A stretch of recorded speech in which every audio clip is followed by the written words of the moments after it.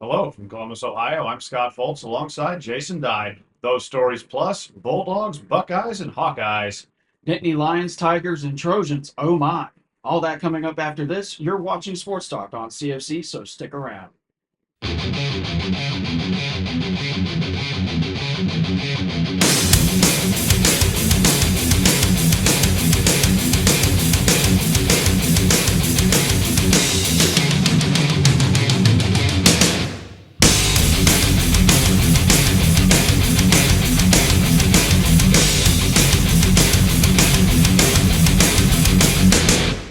It's week 5, the warm ups are over, and conference play has begun. Since it seems like the Big Ten and the SEC are taking over college football anyway, they'll be taking over our show this week too.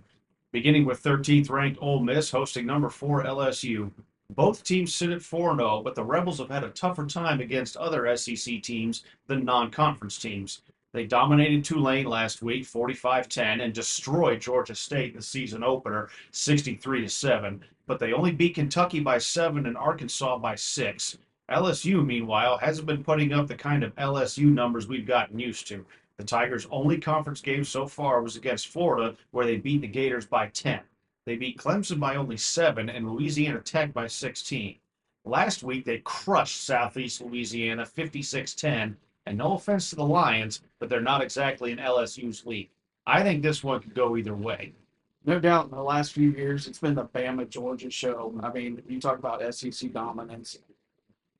And in this game this year, I think, though, is going to be right up there. LSU has done enough to get wins on both sides of the ball. And I think Ole Miss will have some misfires on third down.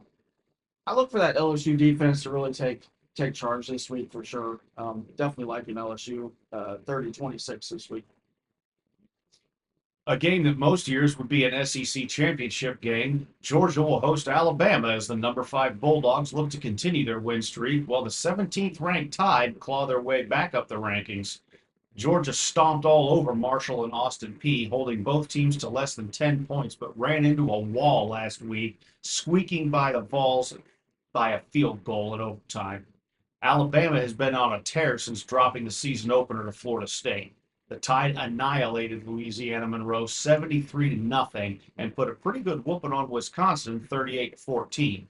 Will the Bulldogs stay undefeated, or did losing their first game light a serious fire under Alabama? This matchup is between these SEC Titans has been a focal point of the college football world. Just like I was just saying in the previous game, Bama needs to win this so bad.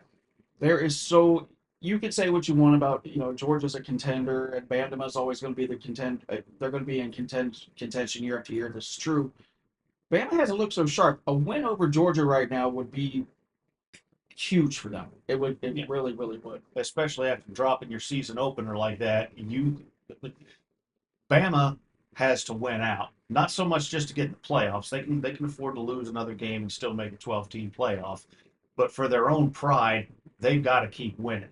Absolutely, they have to keep winning. And when you look at Bama playing Wisconsin, a lot of people put that Wisconsin loss on Wisconsin, obviously, or that Wisconsin win on the way Wisconsin played. Luke Fickell doesn't have his pieces in place. I think Bama played a game. I did call him to win it, even though we didn't show it that week. We didn't really go over that game. But in this game, though, I really think the Tides defense is going to be the Crimson Slide with Georgia coming down it in the stretch, and their new QB Stockton becomes the most important player on the field. I think Georgia wins 30-27. A close one. Turning now to the Big Ten, USC will head to Champaign looking to continue their unbeaten streak while Illinois tries to recover from the beating Indiana put on them last week. The Illini fell to 23rd while USC sits at 21. With rankings that low, it's a safe bet that one of these teams won't be ranked next week. The question is who? This game will be decided by who makes better decisions at quarterback. I was looking at the stats on these quarterbacks, and Maeva puts up 1,223 yards and 9 touchdowns. Altmaier has done 855 and 9 TDs. However, Illinois, who was absolutely embarrassed by Indiana, I mean, Yeah. embarrassed. I don't know. I was expecting Illinois to win that game. I think it was going to be a close game, but Indiana came back firing, and Illinois was just so flat. But I think Coach Bielema is going to have this team ready. ESPN's matchup predictor has SC as an overwhelming favorite at 72%. But I'm going to stick with the Illini. I think Brett Bielema and Illinois to get it done at home 42-41. Extremely close. You're going against conventional wisdom on this one. Well, it's a matchup predictor. There's no conventional wins.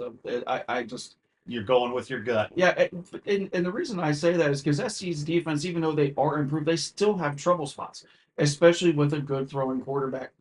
So if unless Lincoln Riley and their defensive staff has really come up and they say, hey, we're going to be spying Altmaier and we're going to be blitzing all the time and all that, I just don't see how that secondary eventually doesn't get worn down by Illinois.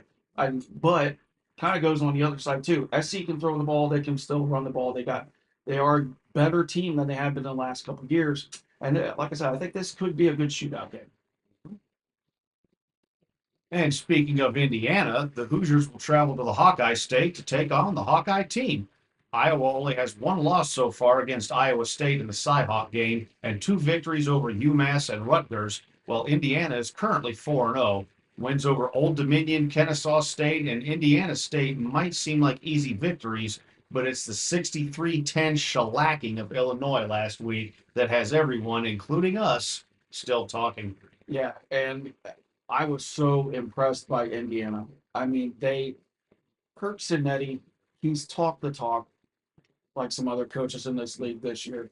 And I mean, he's straight up back to that. The man holds no excuses. He went full bore on Illinois. However, Indiana cannot afford to lose this game after such an epic game against Illinois last week. Everything is right there, and it needs to be. But this Iowa team is different. We don't talk about offense with Iowa much in the last couple of years. It has offense and tempo, but it won't be enough here. I think the Hoosier defense will be the star, and they get that coveted win. I don't think they've won in Iowa since 2012. I'm pretty sure. I think this is their year. I think this is their I think it's their year, and I think it's going to be a statement game. I like Indiana 31-17. Okay. Two top-ranked Big Ten teams will collide when the Ducks fly into State College to face the Nittany Lions. Oregon is currently ranked sixth, while Penn State is in second. The Ducks defense hasn't allowed more than 14 points in any game, and that was against Northwestern 2 weeks ago. While last week they dominated the Civil War against Oregon State, the Beavers only managing one touchdown. Penn State's only opponents so far have been Nevada, Villanova, and Florida International. Is Penn State better than their schedule would have us believe, or will the Ducks keep flying high? Well, you can debate all you want. Oregon, since the beginning of the season, has played like a title contender. Dominant wins, lightning strikes in offense and defense, talking the smack and backing it up. Mhm. Just ask our good old friend Mike Gundy, who just lost his job. Um, Oregon is just they've been. I think they're better than last year's team, and that last year's team beat Was Ohio. impressive. Yeah, beat Ohio State. Now didn't look impressive against Ohio State in the college football playoff, but when it counted early in the season, they got the job done. I think this team, with a freshman quarterback, mind you, and Dante Moore, uh, maybe even a little bit more dangerous and maybe a little bit more fast. Um, Penn State's slow starts against lesser opponents can't happen here, and now would be the time to show what Penn State has. James Franklin is 4-20 against top 25 opponents. 4-20. You think he's on borrowed time? I don't think he's on borrowed time because he's got everything at his disposal. He has a bunch of returning starters. But can he execute? But the thing is will he get it done? James Franklin has time and time again shot himself against the foot, especially against Ohio State, Michigan, and times where it mattered. This is the big win that he needs right now because his teams could be meeting another 2, maybe 3 times down the road. There's a lot of football left to be played. And I don't think we've seen everything in Penn State's arsenal, but you can't be slow against this Oregon Duck offense or defense. You can't do it. You're not playing Villanova anymore. You ain't playing no sissies no more. Now it gets real for Penn State. We're going to see what they got on Saturday. But for now, I do like the Ducks 27-24. The defending national champion Ohio State Buckeyes will head to Seattle, where the Washington Huskies will look to knock off the number one team in the country. The Huskies have taken down Colorado State, UC Davis, and Washington State, while the Buckeyes have gone over Ohio, Grambling State, and they took the number one spot from Texas in the season opener. Both teams are 3-0, but who will remain unbeaten when this one's over? Both of these teams offensively firing. I think if you look at Washington, there's a lot of new pieces there. I think new head coach, new quarterbacks. There's definitely some good things going on over there with Williams. He's been getting hot early. He's shown he can get that ball up and down the field pretty quickly. They got a decent running game. The Buckeye offense, we know about Julian Sayin, we know about Smith. We we know about the Buckeye defense. That was the thing that really has surprised me this year is that Buckeye defense. Um, Matt Patricia's taking care of Matt, business. Matt Patricia and his beard have taken over. I thought with Ryan Day, We'll come right out. We'll say it right here. We at Sports Talk were jealous of Matt Patricia's beard. yeah, I think when Ryan Day grew that beard, remember when Ryan Day used to have that baby face when he first Mhm. took over, and then he grew that beard, and then like just things changed. Like Matt Patricia, I think if he would have walked into Ohio State last year when Jim Knowles was there, I think his beard would have looked at Jim Knowles and said, "On to Happy Valley, sucker." The real man football is here, and he's proven it. Um, and it's great when you got a coach like that that's willing to teach and spread that wisdom. I mean, they won what 6 Super Bowls. He's got all the tools in the world to teach these guys how to play professional football, and he's doing it right now. We're seeing it. This is a pro level Buckeye defense. I think Williams and Washington. I think they get hot early. I think they're going to punch Ohio State in the mouth. But Ohio State in that second half, they're going to start playing like the number one team in the country. They settle down. Jeremiah Smith has game. We're going to see some great things happen here. I love Ohio State in this game. They're going to open it up second half 42-17. There you have it. Hoosiers, Bulldogs, Illini, Ducks, Tigers, and Bucks. That's all for this week. I'm Jason Dye alongside Scott Foltz. You've been watching Sports Talk on CFC. We'll see you next time.